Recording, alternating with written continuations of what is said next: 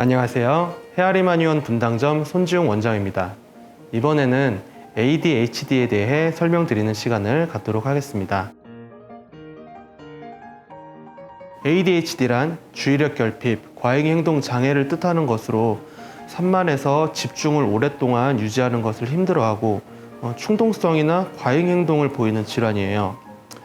아이들이 산만한 것은 어찌 보면 당연한 일일 수 있는데 산만한 모습만 보고 ADHD라고 하는 것은 좀 무리가 있어요. 포인트는 주변에 피해를 주던 행동들이 이제 통제가 안 된다거나 해야 될 일들을 정상적으로 수행을 못해서 일상생활, 학교 생활에 문제가 뚜렷하다는 겁니다. DSM-5에서는 이러한 상황이 학교와 가정에서 6개월 이상 지속적으로 관찰됐을 때 ADHD를 의심할 수 있다고 하는데요.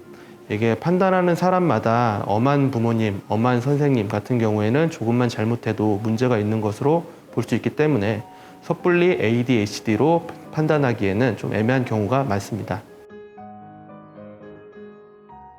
주의력 결핍과 충동성, 과잉 행동으로 나눌 수 있는데요. 과잉 행동이나 충동성을 보자면 몸을 계속 움직인다거나 얌전히 앉아 있어야 할 곳에서 계속 돌아다닌다거나 말을 지나치게 많이 해서 다른 사람이 말하는 거를 끊고 자기 할 말만 한다거나 질문이 끝나기도 전에 먼저 대답한다거나 친구가 뭔가를 하고 있으면 이렇게 간섭하고 방해하고 이런 모습들을 관찰될 수 있고요. 자기가 원하는 것을 이루기 위해서 떼쓰고 울고 폭력적인 모습을 보이기도 합니다. 주의력 결핍의 경우에는 산만해서 실수를 많이 한다거나 물건을 자주 잃어버린다거나 다른 사람이 하는 말을 귀담아 듣지 못하는 경우도 있고요. 오랜 시간 집중이 필요한 일을 싫어하거나 회피해서 숙제나 공부, 시작하는 것도 어려워하고 중간에 계속 다른 쪽으로 정신이 팔리고요. 여러 가지 일이 생겼을 때 체계적으로 순서를 매겨서 차근차근 풀어나가는 것도 어려워합니다. 우리 아이는 게임하거나 TV 볼 때 몇 시간씩 앉아 있는데요. 이렇게 좋아하는 걸로 판단할 수는 없고요. 하기 싫어하는 것들, 아이들은 대부분 학업일 테고 어른들은 일이겠죠?